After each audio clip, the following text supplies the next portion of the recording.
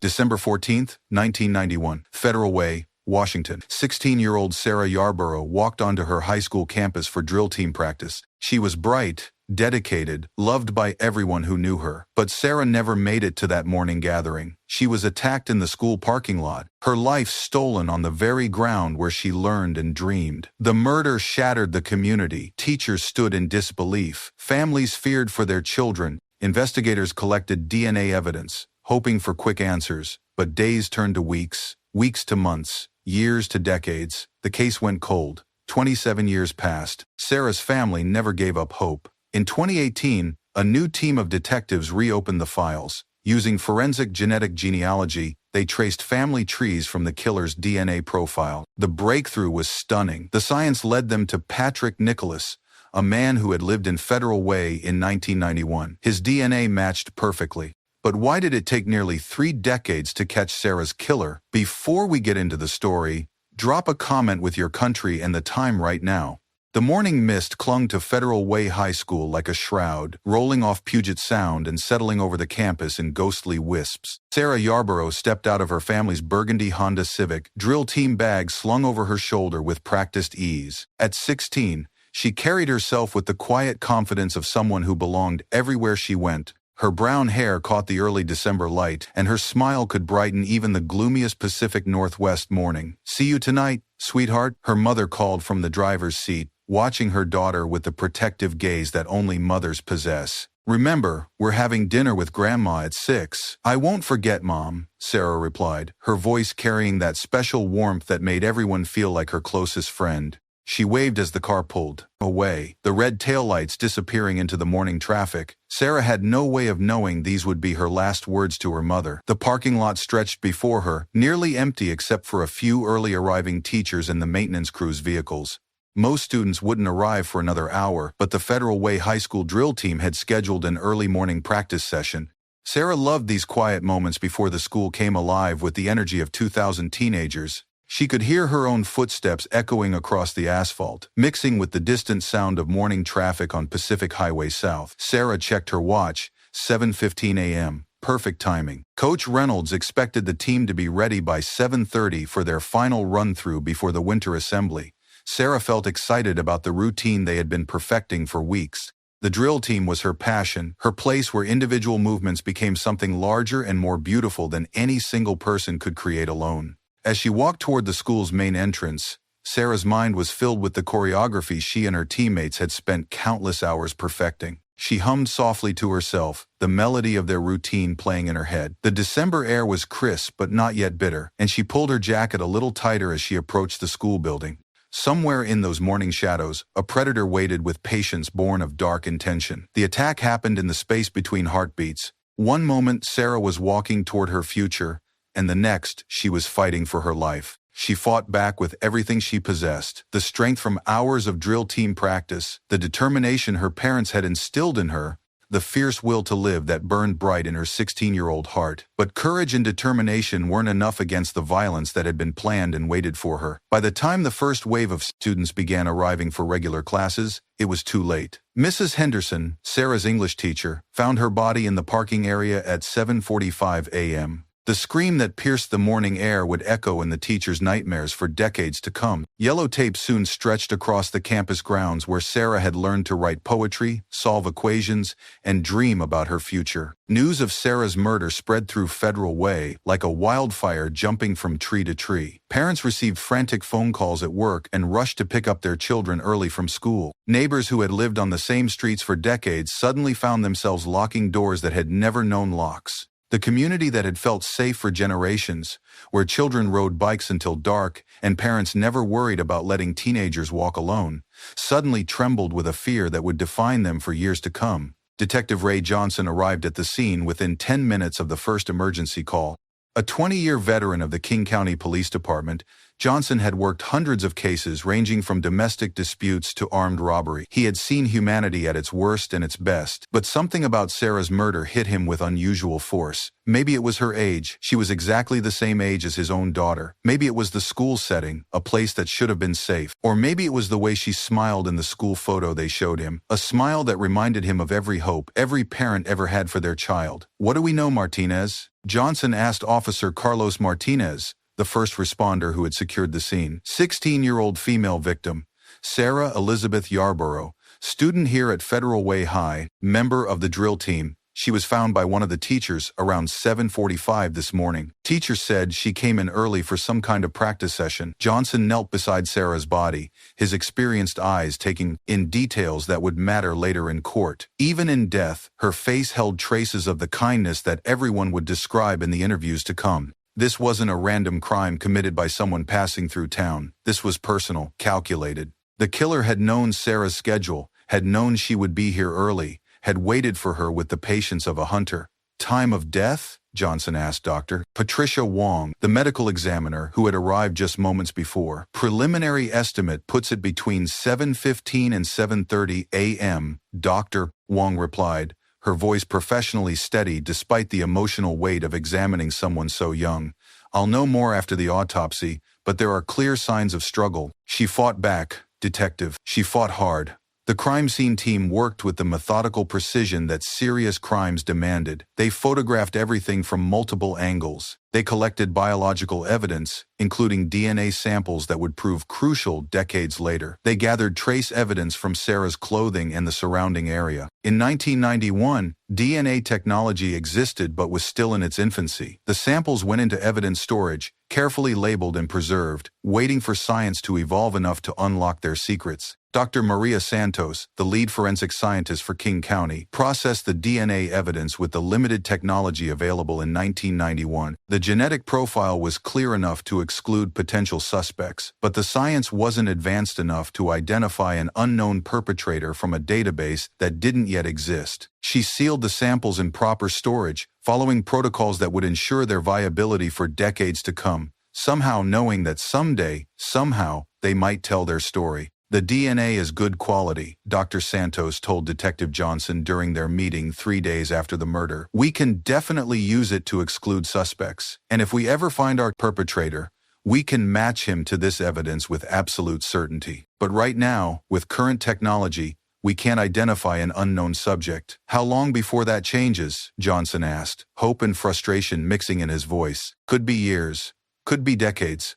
But science keeps advancing. Someone's working on these problems right now in laboratories across the country. Someday we'll be able to identify people from their DNA alone. We'll get him," Detective Johnson promised Sarah's parents when he met with them that afternoon. The Yarborough family sat in their living room, still in shock, still unable to fully comprehend that their vibrant, loving daughter was gone forever. "It might take time, but we'll get him. I give you my word." Robert Yarborough, Sarah's father, looked up with eyes red from tears. He'd never thought he'd cry. "She was supposed to come home tonight. We were having dinner with her grandmother. Sarah loved her grandmother's pot roast." His voice broke on the last words. "She was the light of our lives," added Susan Yarborough, Sarah's mother, clutching a framed photo of her daughter in drill team uniform. "Everyone loved Sarah. She didn't have enemies. She was kind to everyone she met. Who would do this to her?" Detective Johnson had no answer for that question yet, but he was determined to find one. The Yarborough family believed him because they had to. Hope was all they had left. Students, teachers, and community members gathered in Federal Way High School's auditorium 3 days later for a memorial service that would be remembered for decades. The auditorium, which typically hosted assemblies and graduation ceremonies, overflowed with tears and memories. Every seat was filled, with people standing along the walls and sitting in the aisles. Sarah's drill team performed a routine in her honor, moving through their choreography with tears streaming down their faces. Classmates shared stories of Sarah's kindness, how she'd condescend, helped struggling students with homework, how she always had a smile for the lonely kids, how she made everyone feel important and valued. Jennifer Martinez, Sarah's best friend and fellow drill team member, spoke through her tears. Sarah used to say that every day was a gift, and she lived like she believed it. She made ordinary moments feel special. She made all of us better people just by being herself. Teachers spoke of Sarah's bright future, her plans to study education and become a teacher herself. They talked about her essays about making the world a better place, her volunteer work at the local elementary school, her dream of starting a program to help kids who were struggling in school. Principal David Chen addressed the packed auditorium with a heavy heart. Sarah represented everything we hope for in our students: kindness, dedication, optimism, and a desire to make a positive difference in the world. Her life was cut tragically short, but her impact on this community will last forever. But underneath the grief lives something darker and more persistent: fear. If Sarah Yarborough could be murdered on school grounds in broad daylight, who was safe? Parents watched their children with new intensity, walking them to school when they had never worried before. Students looked over their shoulders in parking lots and hallways. The community that had wrapped around Sarah in life now wrapped around each other in death, but the embrace was tighter, more fearful, less trusting of the world beyond their homes. The Yarborough family sat in the front row, holding each other through waves of grief that seemed to have no end. Susan Yarborough clutched a photo of Sarah in her drill team uniform, the same picture that would soon appear on missing person flyers and news reports across the Pacific Northwest. Robert Yarborough stared straight ahead, his jaw clenched with a determination that surprised even him. They would not let their daughter's death go unanswered. They would not let her be forgotten. They would not give up until justice was served. As December turned into January and weeks passed without an arrest, the case began to feel different to everyone involved. Detective Johnson followed every lead with the persistence of a bloodhound. He interviewed dozens of students, teachers, and community members. He spoke with Sarah's friends, her teachers, her neighbors, anyone who might have seen something unusual or remembered a detail that could matter. Tips poured in from across the Pacific Northwest as the story gained regional media attention. Parents called to report suspicious neighbors. Students shared rumors and half-remembered conversation. But each promising lead ended in disappointment. Each potential breakthrough dissolved under careful investigation. The DNA evidence sat in its climate-controlled storage facility, waiting with the patience of stone. In 1991, investigators could compare it to known suspects if they found them, but they couldn't search databases that didn't exist yet. They couldn't trace family trees through genetic markers. They couldn't perform the kind of forensic genetic genealogy that would eventually solve the case. They were like astronomers trying to study distant stars without telescopes powerful enough to see them clearly. Detective Johnson worked 16-hour days, following leads that stretched from Seattle to Portland, from Spokane to Vancouver. He consulted with FBI behavioral analysts who developed a profile of the likely perpetrator. They believed they were looking for a local man, someone familiar with Sarah's school schedule and routines, someone who had planned the attack rather than committing a crime of opportunity. But profiles without names were just educated guesses, and educated guesses didn't solve cases. By early 1992, the investigation had slowed to a crawl, despite Johnson's continued efforts. The initial surge of tips and leads had dried up. The media attention had moved on to other stories. Other cases demanded resources and attention. Sarah's murder began its long journey toward becoming what every detective dreaded most: a cold case. The Yarborough family refused to accept this reality with the fierce determination that only parents who have lost a child can understand. They organized candlelight vigils that drew hundreds of community members. They kept Sarah's story in local newspapers, with regular letters to the editor. They met with detectives regularly, asking about progress, offering to help however they could, refusing to let anyone forget their daughter. "We know you're doing everything possible," Susan Yarborough told Detective Johnson during one of their monthly meetings. "We just can't let people forget her. We can't let her become just another statistic." Johnson nodded, understanding the weight they carried. "I won't forget her, Mrs. Yarborough. I have a daughter too. I won't forget." But as 1992 turned into 1993, Sarah's case file grew thicker with dead ends and thinner with active leads. New reports and interview transcripts were added regularly, but they documented failure rather than progress. The biological evidence waited in storage like a message in a bottle thrown into an ocean of time. The killer walked free, perhaps believing he had committed the perfect crime, and Federal Way tried to heal from a wound that showed no signs of closing. The community held on to Sarah's memory through school scholarships established in her name and memorial gardens planted on the high school campus. But fear lingered like morning fog that refused to burn off. Parents still watched their children more carefully than they had before December 14, 1991. Students still felt uneasy in parking lots and empty hallways. The sense of safety that had defined Federal Way for generations was gone, murdered alongside Sarah, and in its place was a caution that would define the community for years to come. Detective Johnson moved to other cases as caseload demands required, but he never truly closed Sarah's file in his mind.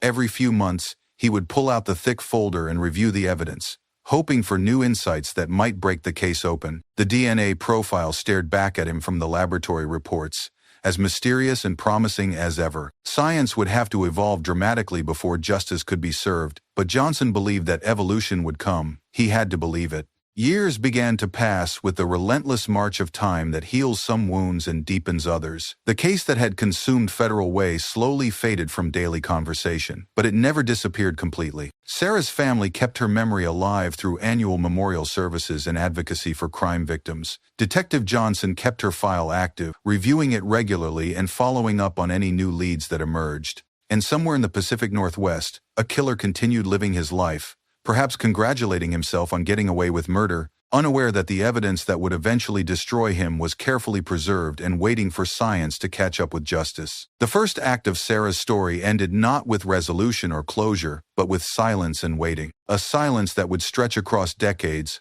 holding its breath until science and determination could finally exhale the truth. The investigation was paused, but it was not over. Sarah's case would wait, as patient as stone, as persistent as love, for the day when justice would finally come home. The 1,990 seconds blended together in Federal Way like watercolors left out in the rain, distinct memories fading into impressions of seasons and years marked by Sarah's absence. Her case remained officially open in the King County Police Department's files, but practically speaking, it had entered the limbo that detective work calls cold. There were no active leads to follow, no suspects to interview, no new evidence to process. Just a thick file folder and a DNA profile waiting for science to advance far enough to give them meaning. Detective Ray Johnson retired in 1995 after 25 years of service, but not before personally passing Sarah's case file to Detective Linda Chen, a 12-year veteran known for her meticulous attention to detail and her refusal to give up on seemingly impossible cases.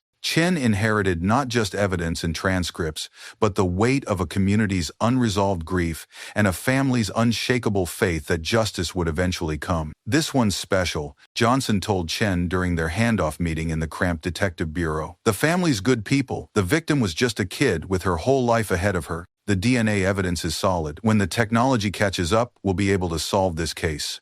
Don't let it get buried in the files." Chen nodded solemnly, understanding that she was accepting more than a case assignment. She was accepting a sacred trust. Every few years throughout the late 1990 seconds and early 2000s, Sarah's case would surface again like a whale breaching in deep ocean waters. A similar crime in another state would prompt comparisons and renewed interest. A new detective would review the files with fresh eyes, hoping to spot something previous investigators had missed. The DNA evidence would be re-examined with slightly better technology that provided more detailed analysis but still couldn't identify an unknown perpetrator. But the results remained frustratingly the same. A clear, detailed genetic profile with no match in any available database. The Yarborough family aged with their grief in the way that only families who have lost children understand. Susan Yarborough developed gray hair and deeper lines around her eyes that spoke of sleepless nights and tears shed in private moments. Robert Yarborough's shoulders curved inward, as if he was carrying invisible weight that grew heavier with each passing year. But they never stopped believing that justice would come.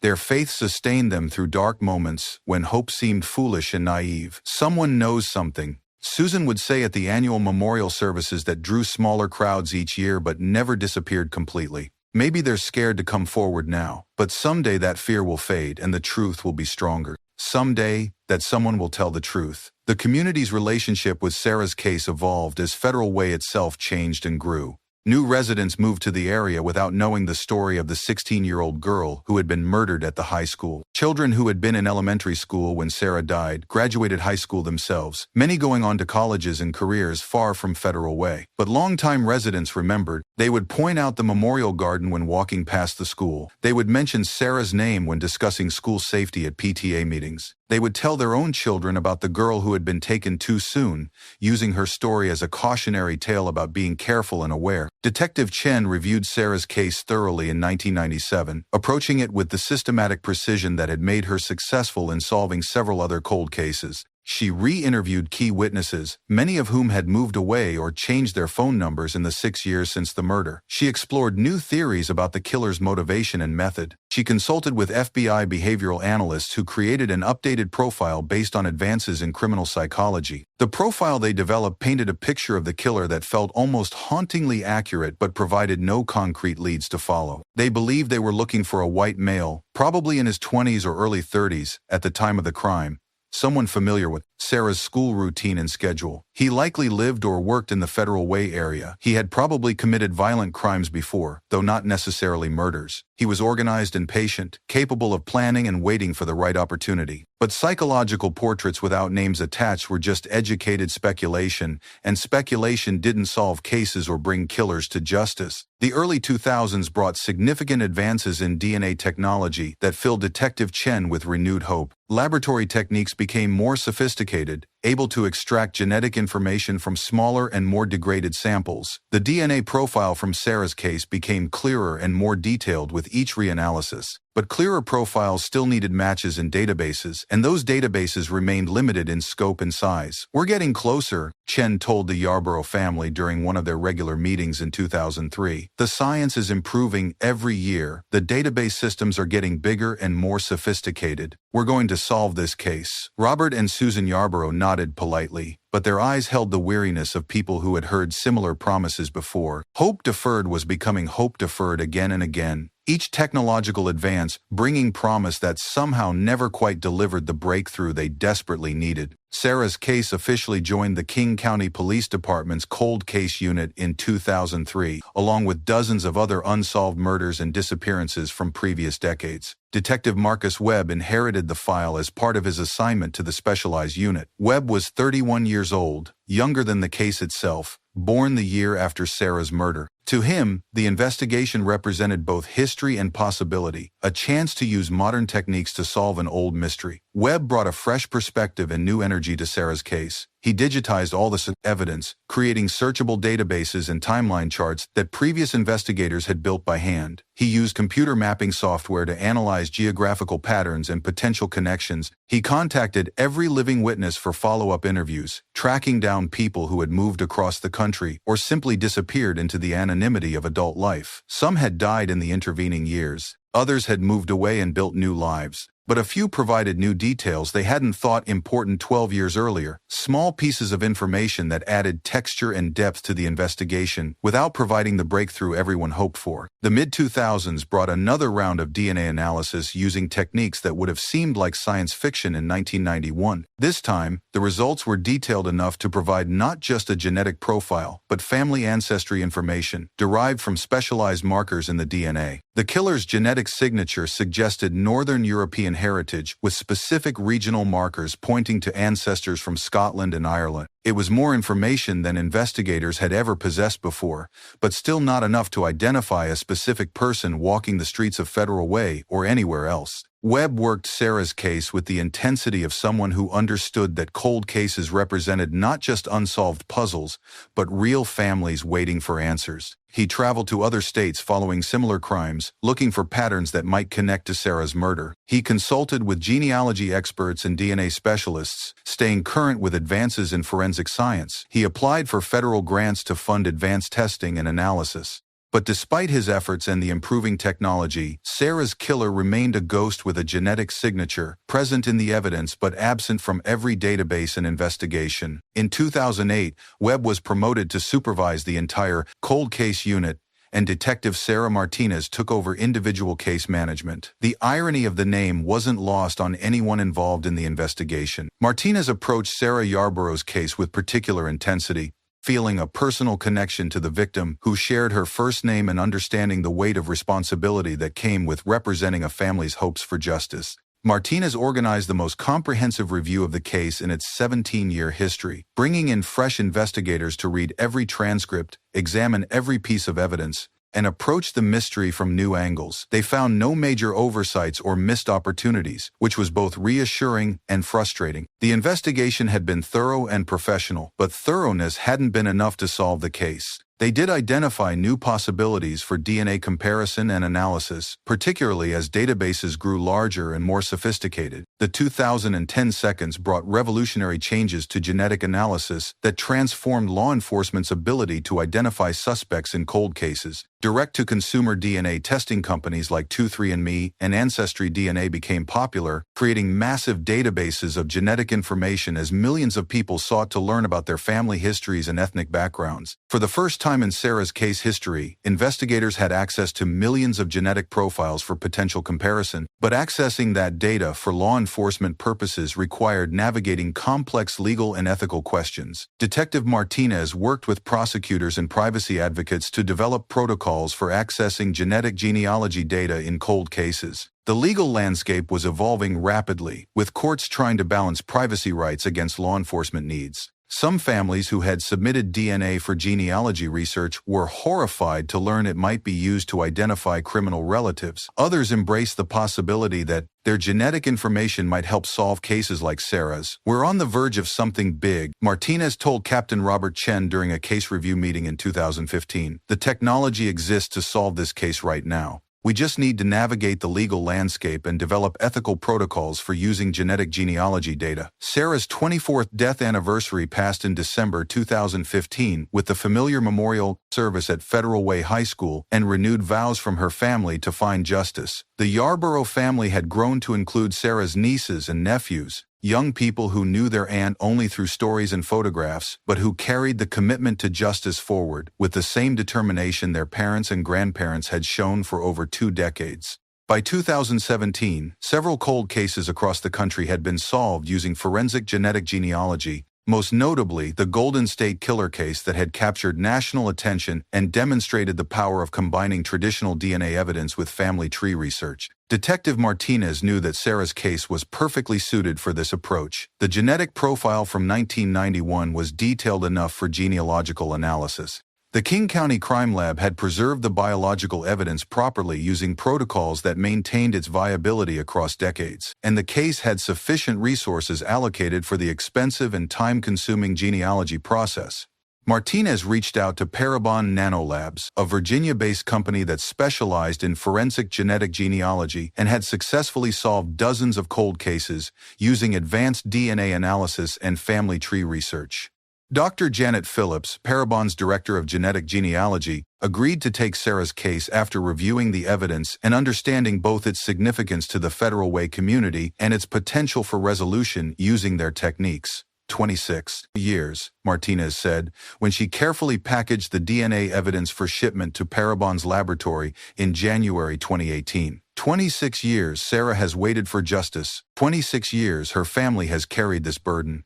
Let's see if science can finally give them the answers they deserve. The evidence arrived at Parabon Nanolabs on a cold Tuesday morning, carried by a courier who had no idea he was transporting the key to solving a murder that had haunted a community for over a quarter century. Senior geneticist Dr. Rachel Kim began the painstaking process of analyzing the killer's DNA and building family trees from the genetic markers, working with the precision of an archaeologist, uncovering ancient artifacts and the patience of a scholar translating dead languages. This was detective work at the molecular level, tracing heredity back through generations to identify living relatives who might lead to the killer's identity. Dr. Kim's work progressed slowly but steadily through the winter and spring of 2018. The killer's genetic profile suggested a family tree with deep roots in the Pacific Northwest, going back several generations, ancestors who had probably arrived during the Great Western Migration of the late 1800s and early 1900s.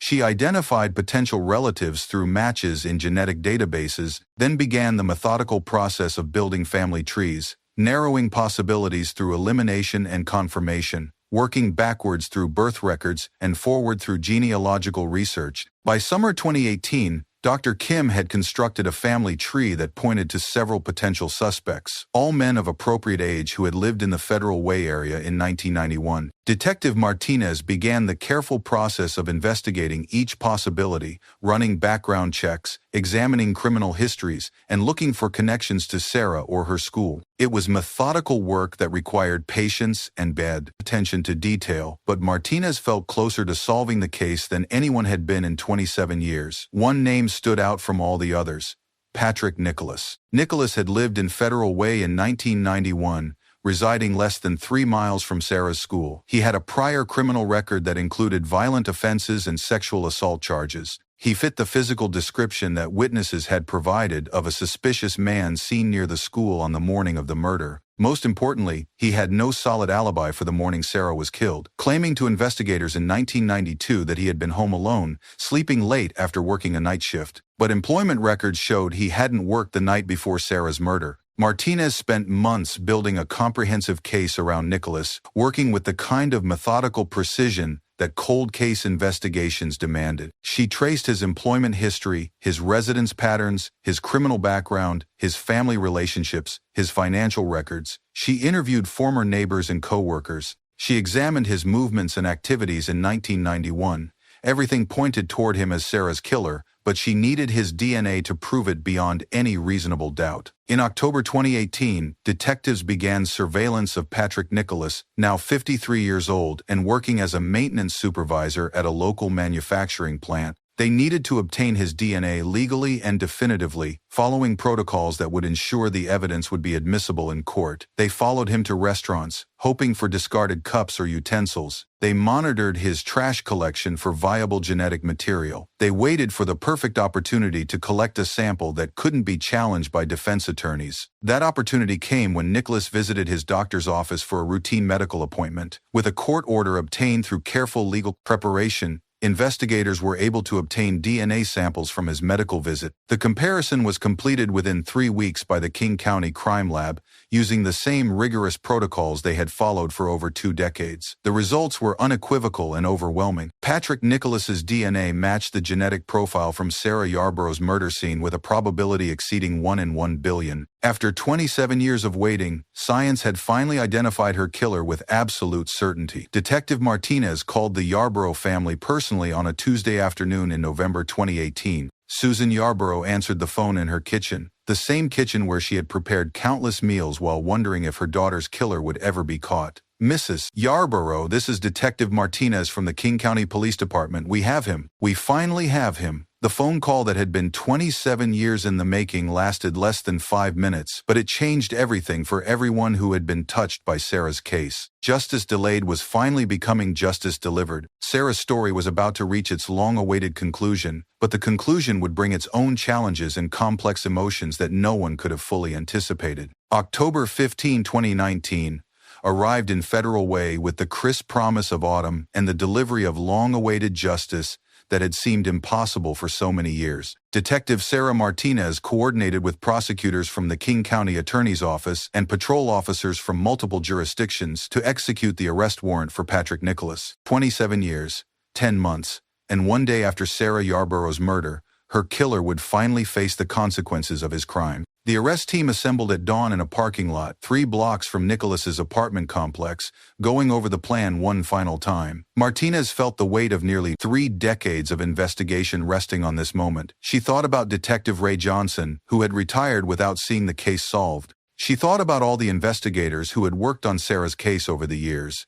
Most of all, she thought about Sarah herself and the family who had never stopped believing this day would come. "Remember, we do this by the book," Martinez told the team. "Defense attorneys will scrutinize every detail of this arrest. We can't give them any reason to challenge the evidence or the procedure." The arrest team found Nicholas at his residence on 21st Avenue South at 6:47 a.m. on a quiet Tuesday morning. He answered the door in work clothes, khaki pants and a blue shirt with his company logo, appearing surprised but not shocked when he saw the police officers on his doorstep. As handcuffs clicked around his wrists, Nicholas remained completely silent. No protests of innocence, no demands for explanations, no expressions of surprise or confusion, just the quiet acceptance of someone who had been waiting for this moment for 27 years. "Patrick Nicholas, you are under arrest for the murder of Sarah Elizabeth Yarborough," Detective Martinez announced, her voice steady despite the magnitude of the moment. She had practiced these words countless times in her mind, but they felt surreal when finally spoken aloud after so many years of investigation. News of the arrest spread through Federal Way and the greater Seattle area within hours, carried by social media, local television stations, and word of mouth that moved through the community like wildfire. Local television stations interrupted regular programming with breaking news alerts. The Seattle Times posted the story online within an hour of the arrest. Social media exploded with reactions from people who remembered the case, people who had grown up with Sarah's story, people who had never heard of her until this moment but were moved by the idea of justice finally being served after nearly 3 decades. The Yarborough family received the news at Susan's house, where 3 generations had gathered for a regular Tuesday dinner that had become a family tradition in recent years. Detective Martinez called personally, her voice steady but filled with the emotion that comes from completing a mission that has defined years of your professional life. "Mrs. Yarborough, this is Detective Martinez. We got him. We finally got him." Susan Yarborough set down the phone with hands that shook from more than age. "Robert," she called to her husband who was in the next room. "They got him. They got Sarah's killer." The tears that followed weren't just grief for their daughter, though that pain would never fully fade. They were relief that justice would finally be served, vindication for their faith that the truth would eventually emerge, and the complex emotions that come when a chapter of your life that has remained open for 27 years is finally ready to close. Sarah's mother held her son's hand and whispered her daughter's name, a prayer of gratitude for answers that had been so long in coming. King County Prosecutor Dan Satterberg announced the charges at a press conference the next morning, standing behind a podium in a room packed with journalists, television cameras, and community members who had waited decades for this moment. First-degree murder, DNA evidence, forensic genetic genealogy. The technical terms couldn't capture the emotional weight of the moment, but they represented the scientific precision and legal thoroughness that had finally solved the case. "Sarah Yarborough's family has waited 27 years for this day," Satterberg said, his voice carrying the gravity appropriate to such a historic moment. "Today, we can tell them that justice will be served. Today, we can tell the Federal Way community that their faith in our justice system has been vindicated." Patrick Nicholas made his first court appearance 3 days after his arrest, shuffled into the courtroom in orange jail clothing and shackles, a far cry from the free man who had walked the streets of Federal Way for 27 years believing he had gotten away with murder. He sat quietly as charges were read by the court clerk, his public defender beside him, taking notes and whispering instruction. The courtroom gallery was filled with Sarah's extended family, Federal Way residents who remembered 1991, and journalists documenting this historic moment in the case that had become part of local legend. Judge Patricia Clark presided over the arraignment with the gravity appropriate to a case spanning 3 decades. She had been a young prosecutor in the King County Attorney's Office when Sarah was murdered, understanding both the legal complexity and emotional significance of bringing this case to trial after so many years. "Mr. Nicholas, you are charged with murder in the first degree in the death of Sarah Elizabeth Yarborough on December 14, 1991. The state alleges that you intentionally caused the death of the victim with premeditated intent. How do you plead to this charge?" "Not guilty," Nicholas replied quietly, his voice barely audible in the packed courtroom. But the evidence against him was overwhelming in its scientific certainty. DNA evidence doesn't lie or forget or change its story over time.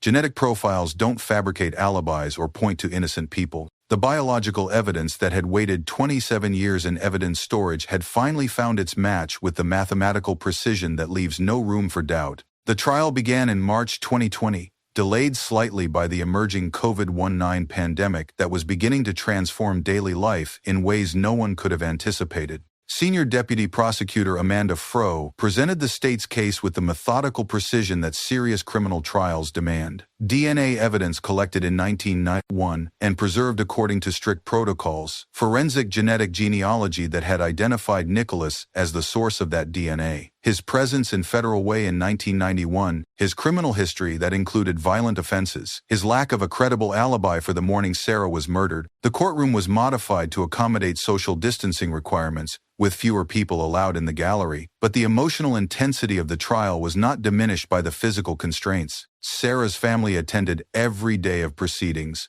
wearing masks that couldn't hide the determination in their eyes or the hope for justice that had sustained them for nearly 3 decades. Dr. Rachel Kim from Parabon Nanolabs testified about the genetic genealogy process that had identified Nicholas as Sarah's killer. She explained family trees built from DNA markers, the mathematics of genetic inheritance, and the scientific certainty of DNA matching.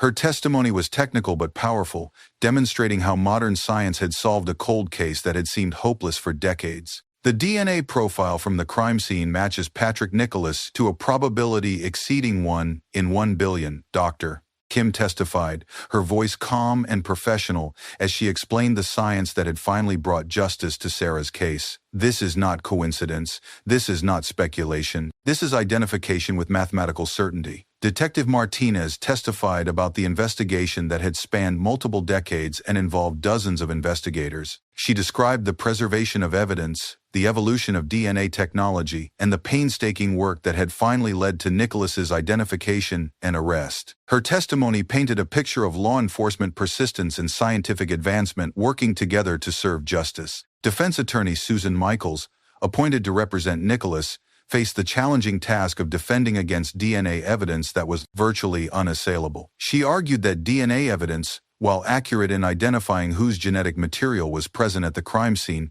couldn't prove when or how Nicholas's DNA had been deposited there. She suggested alternative explanations and questioned whether evidence preserved for 28 years could be trusted to maintain its integrity over such a long period. But her arguments couldn't overcome the mathematical certainty of genetic evidence or the thorough documentation of the evidence chain of custody that had been maintained for nearly 3 decades. DNA evidence from Sarah's murder scene matched Patrick Nicholas perfectly, and no alternative explanation could reasonably account for that match, given the circumstances of the crime. Sarah's family attended every day of the trial, their presence serving as a constant reminder that this case wasn't just about legal procedures or scientific evidence. This was about Sarah Elizabeth Yarborough, a 16-year-old girl who had been murdered while walking to school, and about a family who had never stopped fighting for justice. Susan Yarborough, now 74 years old, sat in the front row with the dignity and quiet strength that had sustained her through 28 years of grief and determination. The prosecution's closing argument was delivered by Amanda Froh with the passion and precision that serious criminal cases demand. 28 years ago, Sarah Yarborough walked onto her school campus for the last time. She was 16 years old, full of hope and dreams for her future. Patrick Nicholas made sure she never walked off that campus alive. He took her life, he terrorized her community, and he thought he had gotten away with the perfect crime. Froh paused, looking directly at the jury. But science doesn't forget, evidence doesn't lie, and justice, even when delayed for decades, will eventually be served. Today, science has given Sarah her voice back, and her voice says clearly and unmistakably, Patrick Nicholas killed me. The jury deliberated for 2 full days, carefully reviewing the evidence and testimony that had been presented over 3 weeks of trial. When they returned to the courtroom with their verdict, the room was packed beyond capacity, with Federal Way residents who had lived with this unsolved case for decades and wanted to witness its resolution, Sarah's family members who had waited nearly half their lives for this moment, and members of the media documenting the conclusion of one of the region's most enduring cold cases. Judge Clark called the court to order as the jury foreman stood with the verdict form in his hands. The silence in the courtroom was absolute. 28 years of waiting condensed into a single moment of truth. We, the jury, find the defendant Patrick Nicholas guilty of murder in the first degree. The verdict unleashed 28 years of suppressed emotion that had been building like pressure behind a dam. Sarah's mother wept quietly, tears streaming down her face as she clutched her husband's hand. Community members who had carried this burden for decades hugged strangers sitting beside them. Detective Martinez closed her eyes and whispered, finally, a single word that carried the weight of her entire career's most important case. Patrick Nicholas showed no emotion as the verdict was read, sitting silently as he had throughout the trial, offering no apology, no explanation, no acknowledgement of the pain he had caused. His silence in the face of justice felt like a final insult to Sarah's memory and her family's suffering. Judge Clark scheduled sentencing for 6 weeks later, allowing time for victim impact statements and the preparation of materials that would influence the final punishment. The courtroom slowly emptied, but the Yarborough family remained in their seats for several minutes, needing time to process the moment they had imagined but never been certain would actually come. The weeks between verdict and sentencing passed slowly for everyone involved in Sarah's case. The Yarborough family worked with victim services coordinators to prepare impact statements that would tell the court about the decades of grief and loss they had endured. Community members organized vigils and memorial services to honor Sarah's memory and celebrate the resolution of her case. Media coverage expanded beyond the Pacific Northwest as Sarah's story became a national symbol of how modern forensic science could solve cold cases that had seemed hopeless. Detective Martinez used the time to reflect on the case that had defined the final years of her career. She visited Sarah's memorial garden at Federal Way High School, standing quietly among the flowers and remembering the 16-year-old girl whose murder had waited so long for justice. She thought about all the investigators who had worked on the case over the years, each one adding pieces to a puzzle that had taken nearly 3 decades to complete. The sentencing hearing took place on a rainy Thursday morning in May 2020, with the same packed courtroom that had witnessed the trial. Judge Clark presided with the solemnity appropriate to concluding a case that had spanned 3 decades and touched countless lives throughout the Federal Way community. Susan Yarborough read her victim impact statement with a steady voice that belied the decades of pain behind her words. Sarah was our light, our joy, our hope for the future. When Patrick Nicholas murdered our daughter, he didn't just take her life, he changed our lives forever. We have lived with grief and uncertainty for 28 years, wondering if we would ever see justice for Sarah. Today, we finally have that justice. But we will never have our daughter back. Robert Yarborough spoke about the man his daughter might have become, the teacher she had planned to be, the children she might have had, the contributions she might have made to her community. Sarah believed in making the world a better place. Even in death, her case has advanced forensic science and shown that justice can prevail even after decades of waiting. That's the legacy she leaves behind. Judge Clark sentenced Patrick Nicholas to life in prison without the possibility of parole, the maximum sentence available under Washington state law. As bailiffs led him away in shackles, Nicholas looked briefly at Sarah's family for the first and only time during the entire legal process. No apology crossed his lips. No explanation was offered. Just a moment of eye contact that couldn't undo 28 years of grief and couldn't restore the life he had stolen. The conviction brought vindication and closure, but it couldn't bring Sarah back or restore the years her family had lost to grief and uncertainty. Her parents, now in their 70s, had finally received the justice they had fought for, but they had sacrificed decades of peace and certainty to achieve it. The community breathed a collective sigh of relief, but the scar left by Sarah's murder would always remain, a permanent reminder of innocence, lost and evil that had hidden among them for so long. Detective Martinez held a press conference following the sentencing, crediting the breakthrough to the persistence of investigators across multiple decades, the advancement of forensic science,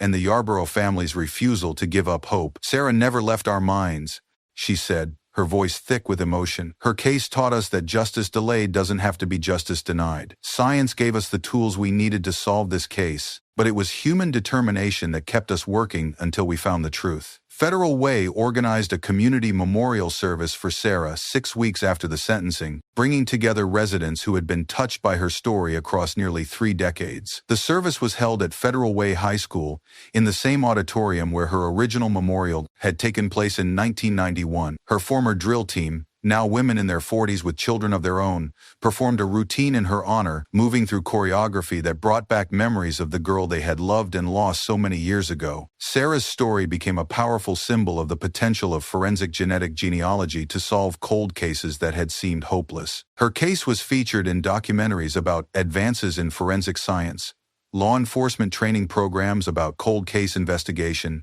and scientific journals documenting the evolution of DNA analysis. Criminology students studied her case as an example of how persistence and scientific advancement could work together to achieve justice decades after a crime was committed. But to her family and the Federal Way community, Sarah remained simply Sarah, a beloved daughter, sister, friend, and student whose life had ended far too soon. The scientific breakthrough and legal resolution were important, but they were secondary to remembering the person she had been and honoring the impact she had made during her 16 years of life. The Yarborough family established the Sarah Elizabeth Yarborough Memorial Scholarship Fund, providing financial assistance to Federal Way High School students pursuing careers in criminal justice, forensic science, and education. The scholarship ensured that Sarah's story would continue inspiring young people to serve their communities and seek truth and justice in their professional lives. It was a way to transform tragedy into hope, ensuring that Sarah's legacy would extend far beyond the circumstances of her death.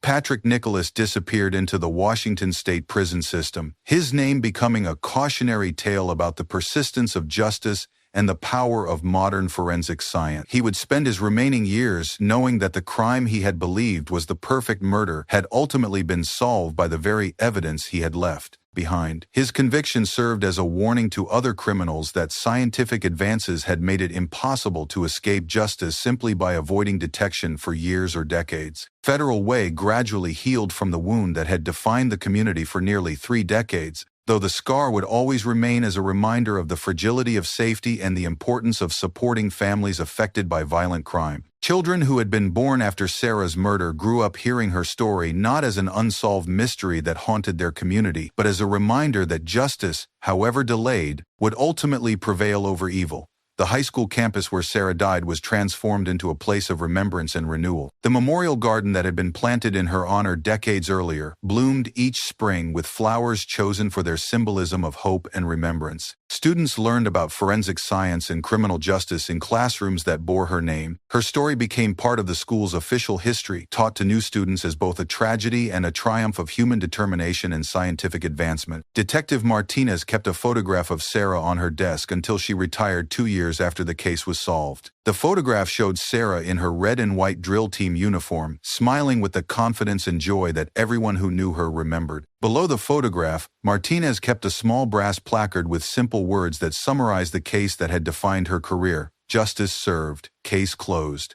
Sarah Elizabeth Yarborough, 1975-1991. The Federal Way community that had been shattered by Sarah's murder in 1991 was ultimately strengthened by the resolution of her case in 2020. They had learned that evil could hide among them for decades, appearing normal and harmless while carrying terrible secrets. But they had also discovered that truth was more powerful than deception, that science could overcome the limitations of earlier eras, and that persistence and determination could achieve justice even when hope seemed lost. Sarah's case joined the growing number of cold cases solved through forensic genetic genealogy, but her story remained unique in its emotional impact and community significance. It became a testament to the power of never giving up, the importance of preserving evidence even when current technology couldn't analyze it effectively, and the potential for scientific advancement to serve justice in ways that previous generations could never have imagined. The investigation that had consumed thousands of hours of detective work, involved dozens of investigators, and waded through nearly 3 decades of technological advancement, was finally complete.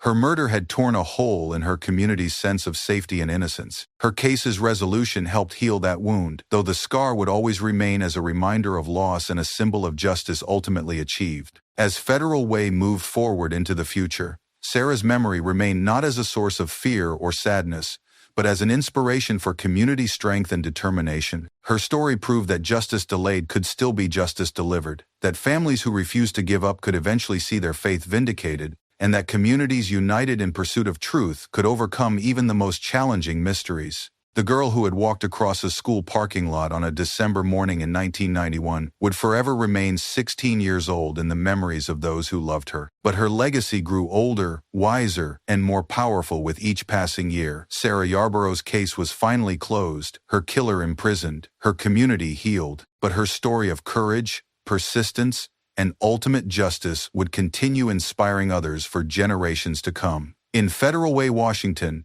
December 14th would always be remembered as the exact day their community lost its innocence and a beloved daughter was taken from her family. But October 15th would be remembered as the day justice was finally served, truth conquered deception, and science proved that no crime could remain hidden forever.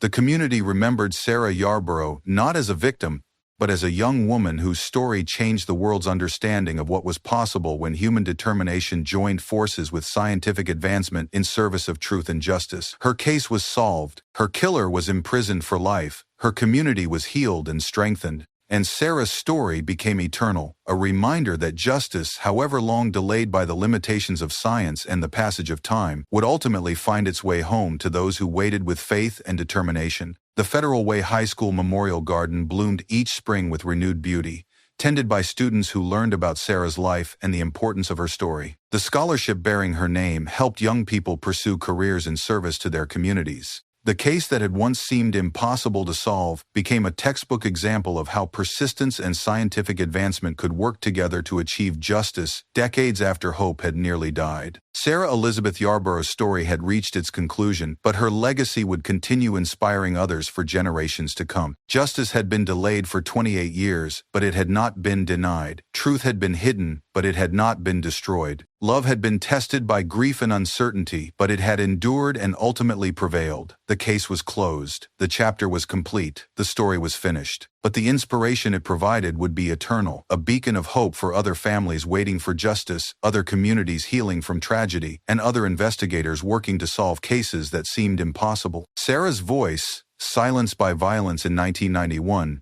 had finally been heard through the power of science and the determination of those who refused to let her story end in mystery.